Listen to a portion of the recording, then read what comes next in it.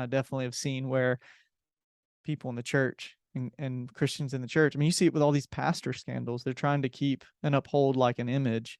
Um, and I think that Yeah.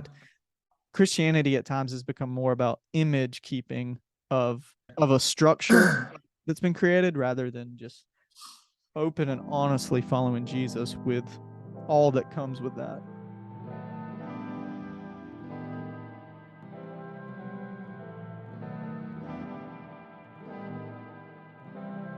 Welcome to another episode of Rethinking Christianity. I have on the episode with me today Caleb Earl, all the way from Italy. He's back on. And we have come up with the idea to have some of these episodes as like discussion slash recap, catch up with each other on interviews. So like just did an interview, put it out. So we're going to talk about that and we'll see where the rabbit trails take us. So Caleb, thanks for coming on with me today. What time is it in Italy right now? It is 6:09 p.m. Wow. So, That's it yes. is 12:09 my time here in Georgia. So, Yep, we're six so hours ahead. yeah. So what's been going on? How are things going? They've been good. We had a full summer full of camps, and that's a huge project. We had three different camps in three different areas of Italy, and we had lots of teams coming in from the U.S. and volunteers from other parts of the world, and it's one of our biggest projects of the year. So that's one of the reasons I was out for the summer. And then the past couple of months, we've just had some other stuff going on. We've been getting ready for our first group of gap year students that's going to arrive in 3 weeks. And we're super excited about that because it's what our job is here. Our job is here to do. It's our main project. We just chose not to have students this past year because it was our first year here. It's the first year of marriage. And we didn't want to become parents to 19-year-olds in our first year of marriage. So we were here to just kind of settle into life here and build a good foundation. And so now we're really excited to finally be getting started with the main thing that we're here to do. And so, yeah, that'll be starting in 3 weeks. And then Eva's family is arriving in a couple days, which is really exciting. So we'll Cool. be with them for a few weeks on vacation. Yeah, I have yet to come to Italy. One day, I I'm know. just gonna show up. I'm just gonna hello, I'm here. Yep. And we have a guest room now. We have a Yeah. bigger house now. So if So you're a listener and you are in Italy, you have a place to stay. So there you go. the room is open. Yeah, I think it's hilarious that you're in Italy wearing an Alabama Crimson Tide hoodie. Yes. Dear Roll Lord. Tide. Roll All right, Tide. so what have you been reading lately? What's something that you've been reading lately that's Oh, like maybe helping you or you have challenged your rethinking, so to speak?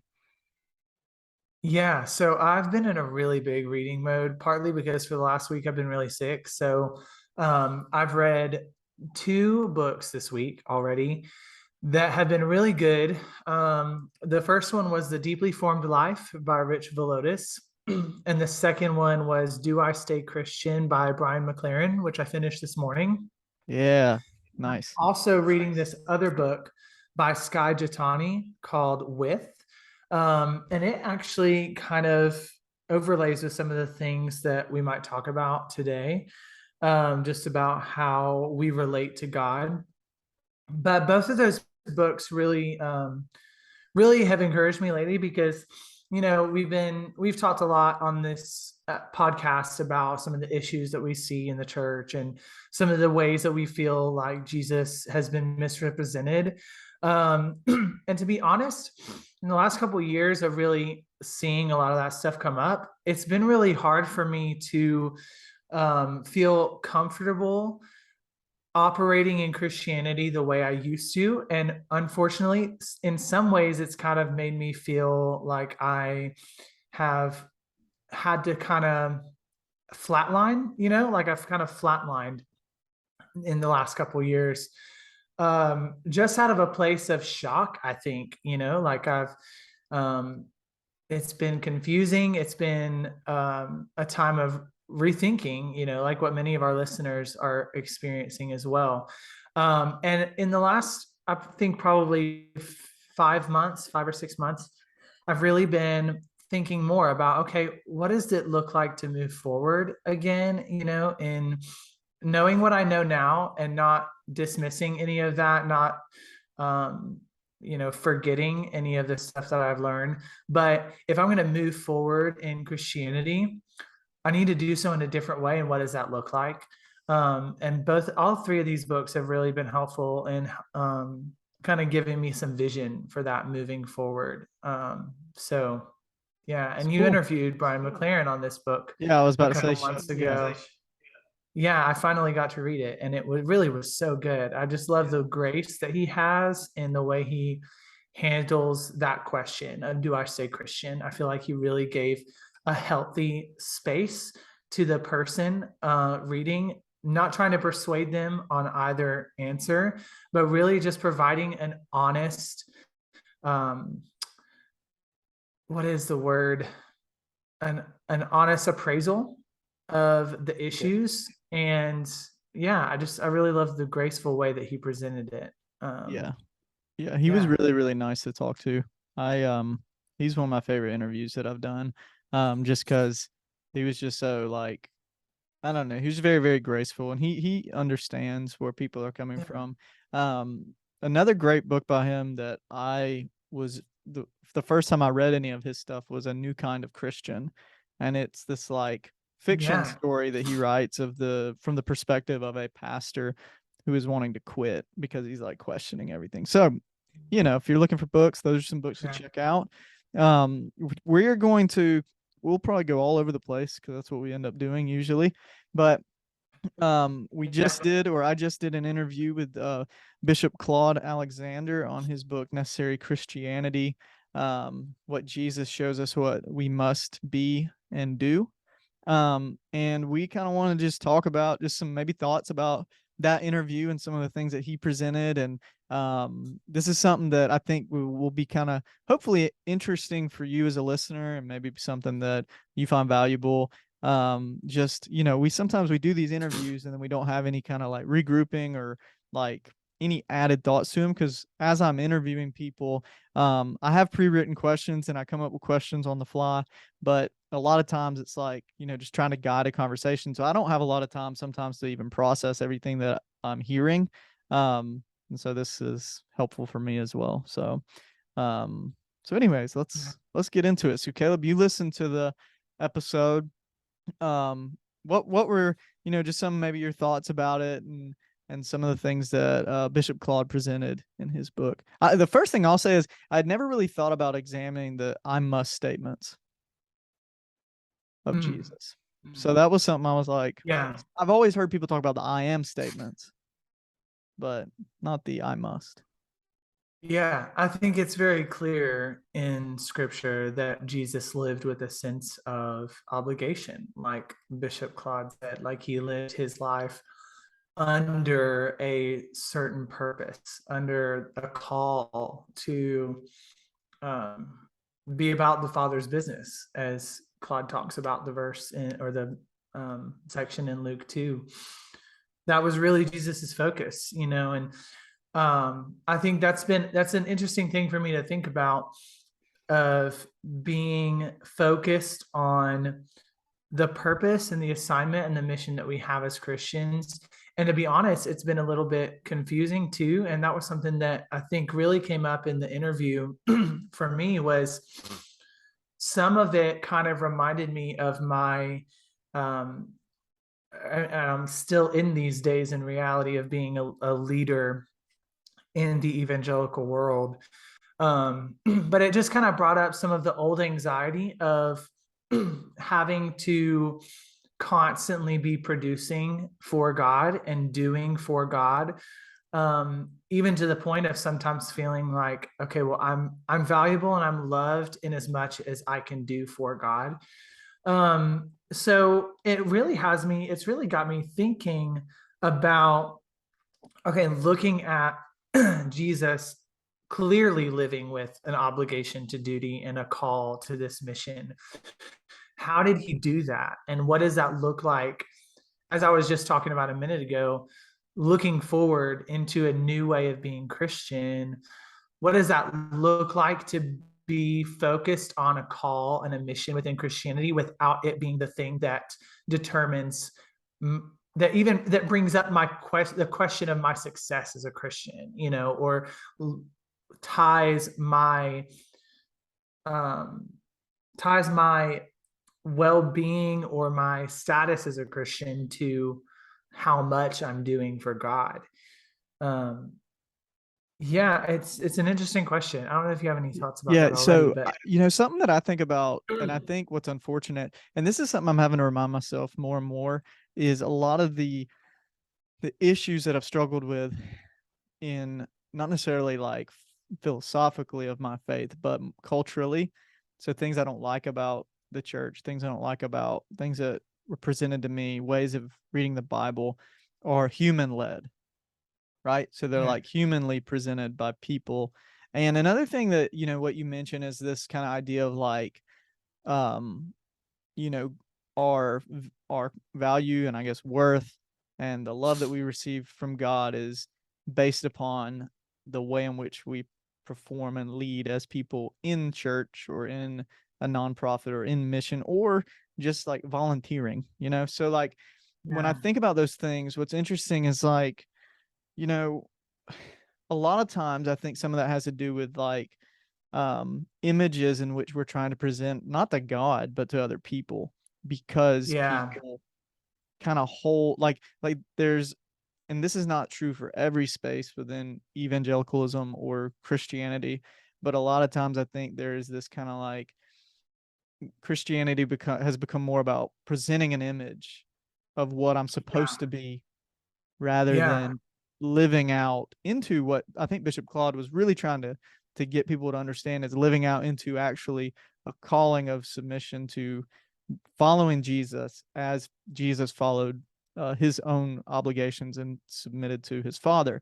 And so I think yeah, when we can distinguish those two, I think it helps us in rethinking Christianity and rethinking what it means to follow Jesus because it's like, how do we get away from trying to portray images and yeah, truly just genuinely be who we are and follow Jesus? And I think the big thing that many people struggle with that is because they don't have a community that's open and honest about their yeah, struggle and doubt and questions like what we're trying to do on this podcast. And there's amazing communities that are providing that for people. And what's interesting is I see it through the form of media and things like that. So that's what I would add to that is that I definitely see where you're coming from. I definitely have seen where people in the church and Christians in the church. I mean, you see it with all these pastor scandals. They're trying to keep and uphold like an image. Um, and I think yeah, that Christianity at times has become more about image keeping of yeah, of a structure that's been created rather than just open and honestly following Jesus with all that comes with that.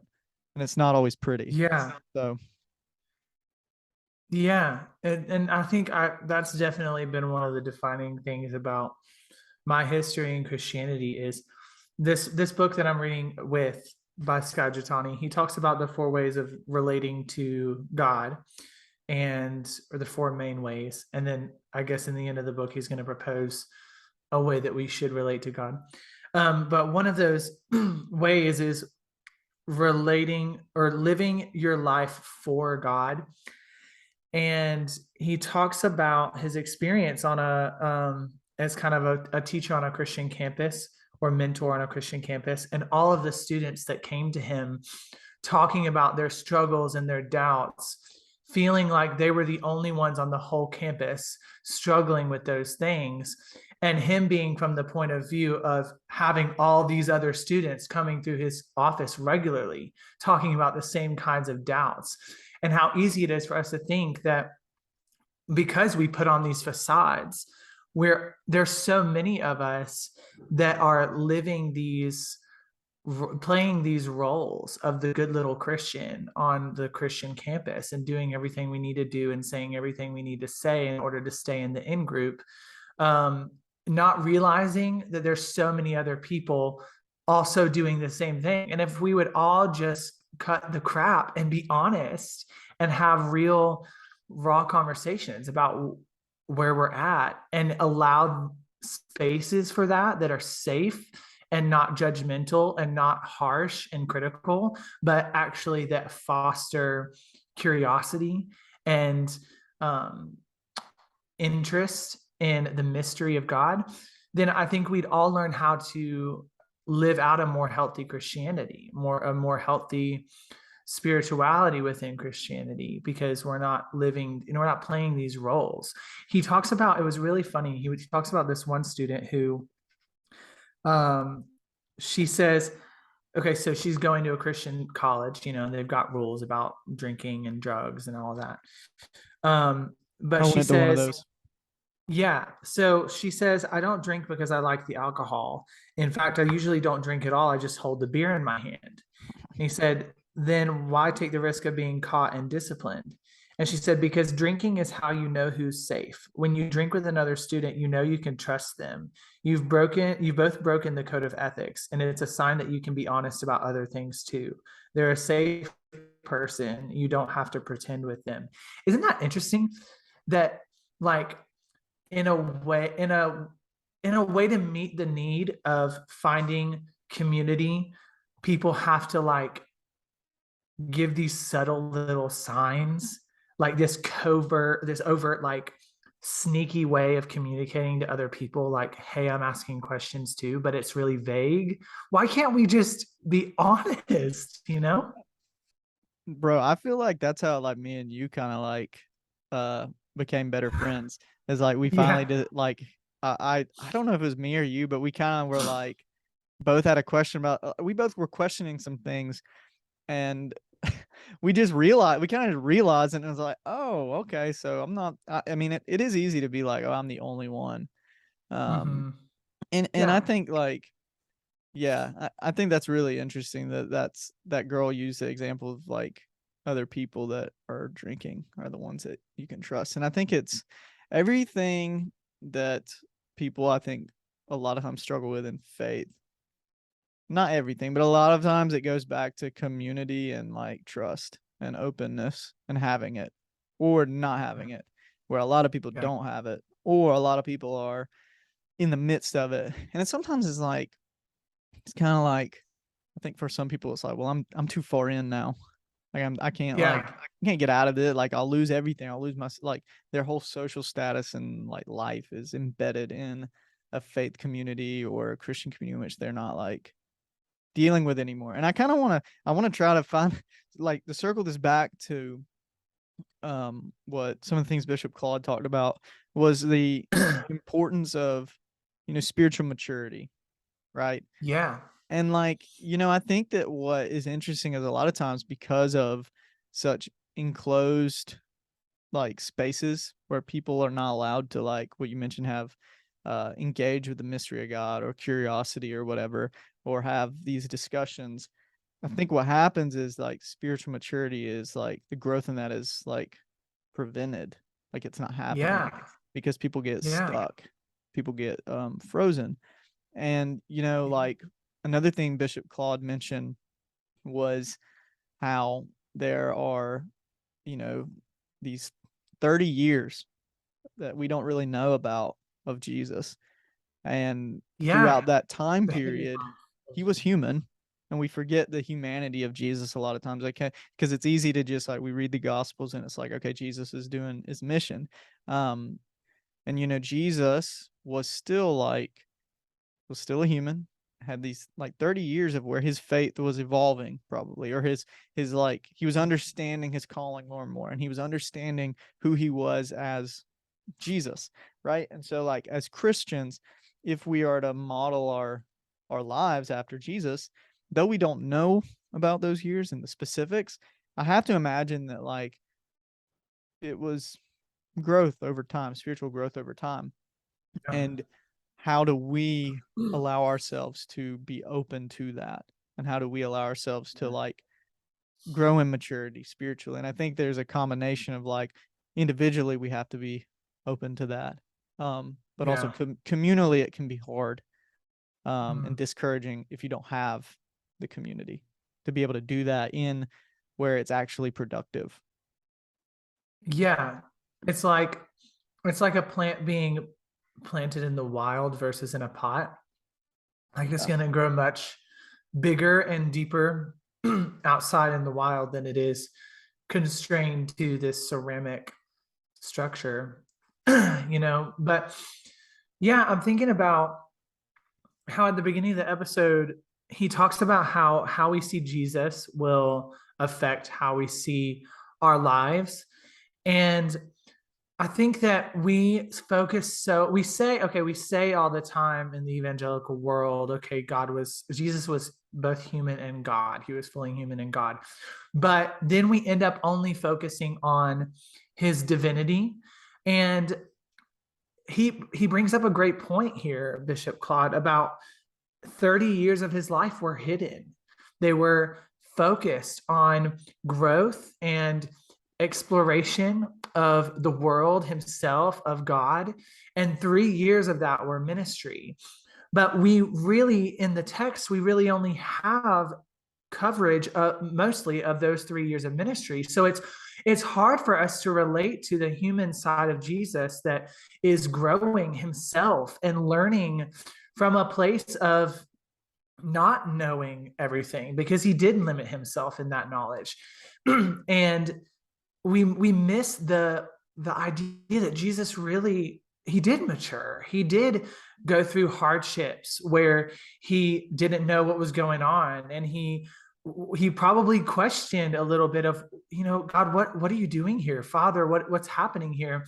But I think that that's fine. Like, I feel like some Christians feel like that's almost blasphemy Well, I to mean, say that Jesus didn't have those experiences, but it's part of his human experience. And if he didn't persevere through those moments as a human, what hope do we have to do that? If he was just doing that, playing the God card all the time, then it doesn't actually say anything about what's capable when I can grow spiritually.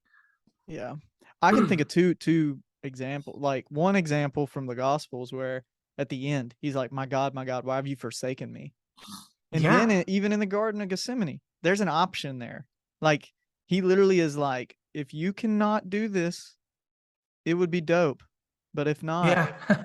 and then in Hebrews, when it talks about we have a royal priest, we have a high priest who is not distant from us, who can empathize with our struggles, who can empathize with our pain and suffering, who can empathize with our or can sympathize. And so it's like, it's there.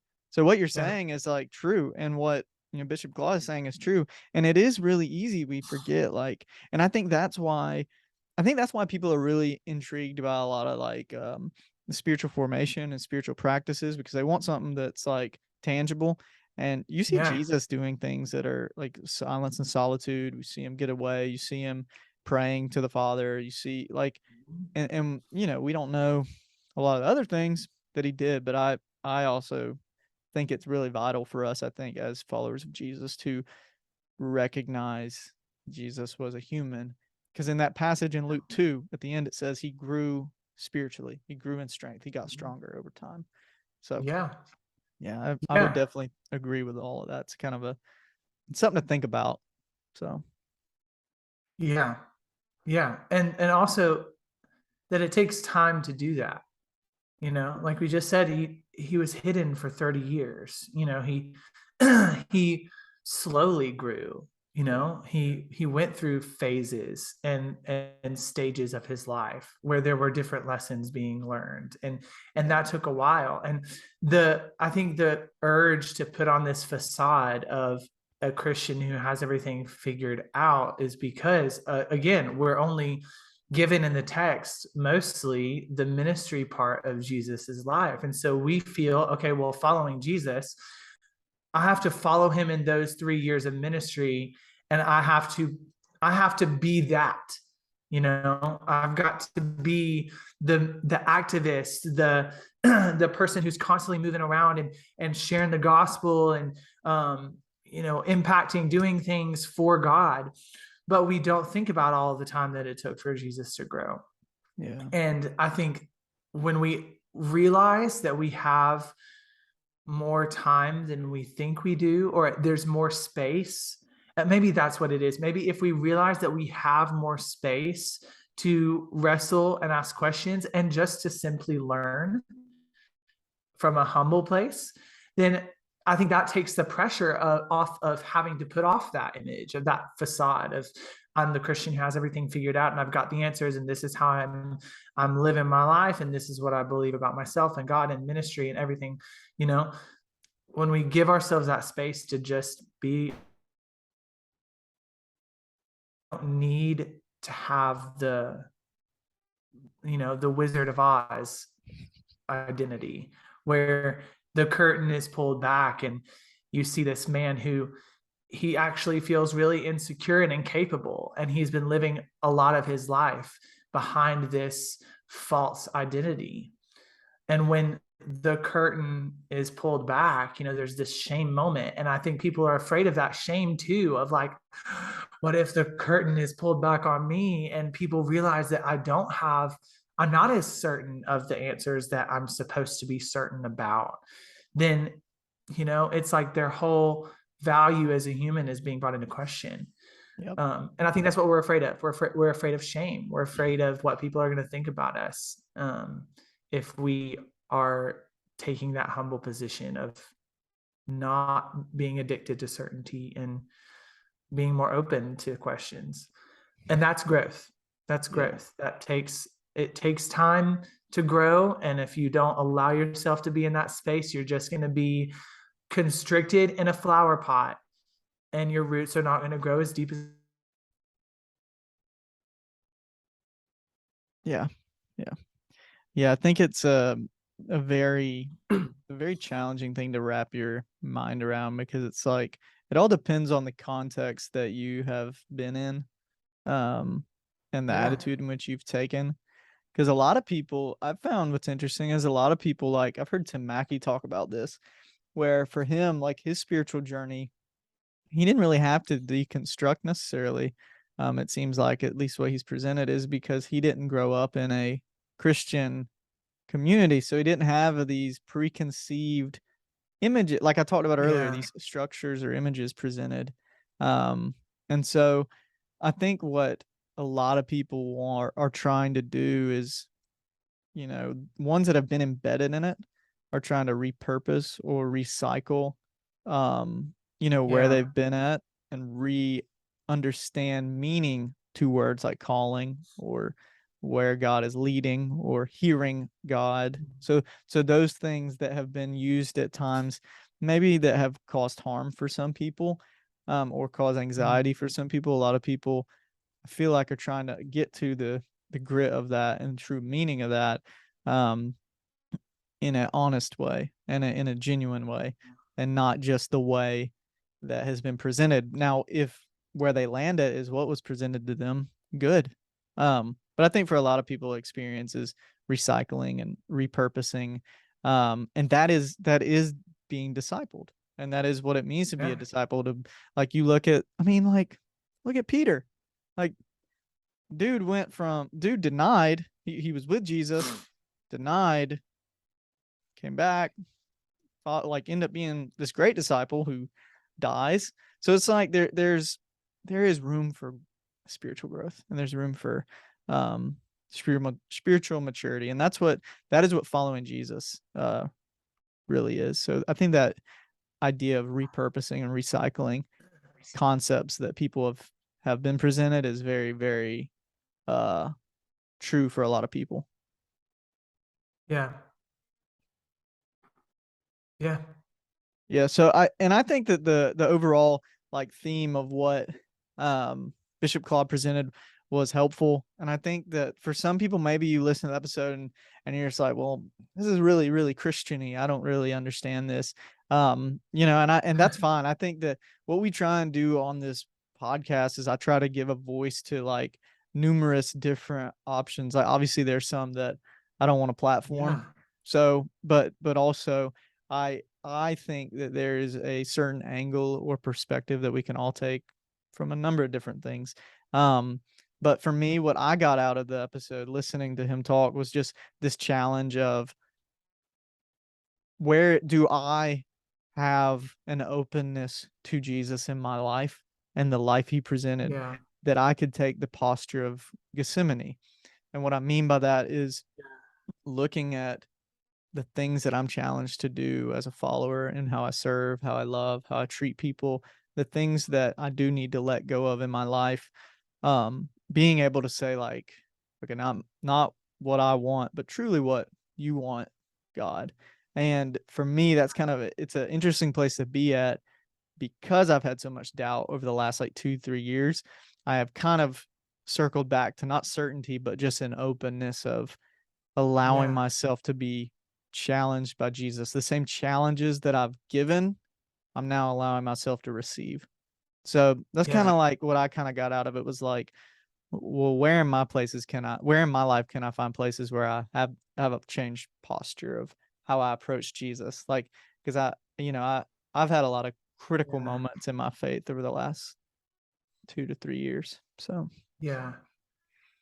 Yeah. And I think that's part of what Bishop Claude is talking about in the idea of assignment and submission and calling, is the commitment to growth, the commitment to this process of allowing ourselves to be influenced by Jesus on a deep level, on a deep character level. Um, it's not just about the projects, the commitment to the projects that we're doing, and the how many people have you shared the gospel with this week, and these like benchmarks that we try to apply to Christian practice, but our commitment to the call, to the purpose that we have in following Christ, also includes our commitment to growth, our commitment to analyzing what we believe and what we think, and like holding that up against Jesus, holding that up against the way of love, and throwing out what needs to be thrown out, and then capitalizing on what we need to capitalize on. That's part of the assignment, and I think that's what helps take some of the anxiety off that is triggered in some of these words like must and assignment. um, is when I realize that this is a journey, and um, it's an experience, that it's not about me committing to the tasks of the Christian life, but me committing to experiencing the way of Jesus, yeah, um, in whatever that looks like. yeah, committing to the process. And it's Yeah. interesting, like the early church fathers had a way better grasp of it than we do. Like, you look at, like, it was all about like this process and this journey. Um so I think that overall, the um the thing that I think we both are challenged with, and we hope you as listeners can kind of, you listen to this episode, maybe think about it from maybe this lens that we're kind of talking through, of like, you know it's easy to hear these words and kind of be like, I don't want, I've heard all that before, I don't want to deal with that. But my hope is, when we think about this process of following Jesus and being shaped by Jesus, that it does require, at the end of the day, there are certain things that, like, even though the things in the church that we don't like have used those things, at the end of the day, there are still things that are pretty Christian, if that makes sense, of this idea Yeah. of submitting, and this idea of, like, taking up your Dude. cross. Like, it's kind of like, Yeah. it's like easy to get away from using that language and get away from like those things, but all of it leads to a place of humility, I think. And Yeah. that is where Jesus Yeah. is essentially calling everyone to, that Mm. follow him. So Yeah. yeah, so I think, my hope, as you kind of listen to this, is like, we just want to present in some of these episodes, where we do some follow up to interviews, just kind of some thoughts that we have on it. And, we'd love to hear your thoughts of, like, hey, did you like the interview? What were your thoughts? What were you challenged by? You can hit us up on Instagram or Facebook. Caleb may not be on every single one of these. It might just be me riding solo, or I'll may have to call in another friend to do it. I don't know. We'll see. We'll see. But yeah, super thankful for Bishop Claude coming on and doing that interview Yeah. with me. If you're interested in his book, it's Necessary Christianity: What Jesus Shows That We Must Be and Do. Caleb, do you have any last like thoughts or anything like that you want to share? You First thing got that comes to mind is, um, if you want to grow, then read, yeah, true. look to people who you might not have listened to before. Look for the people who are experts in biblical scholarship, listen to lots of different voices, because that really helps you learn how to navigate for yourself, Right. what really resonates with you, what really you feel like Jesus is calling you to focus on. It really I just feel like it's a good thing in spiritual growth is to be able to have space for different voices and compare. Yeah. Um, yeah. Cool. Well, Caleb, I appreciate you coming on. We're kind of getting back rolling with episodes being put out. And so, like I said, if you want to hit us up on any thoughts you have, hit me up through the website in our Instagram bio. You can message me.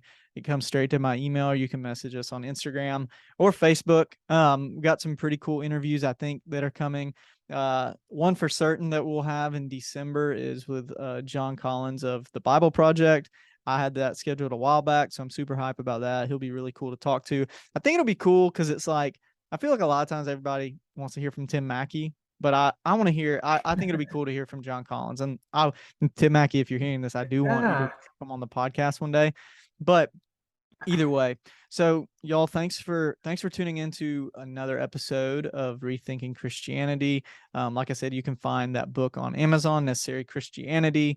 Until next time, I am Blake and this is Caleb. Thank you so much for tuning in to today's episode. We hope that it will help you as you are growing in your walk and rethinking Christianity.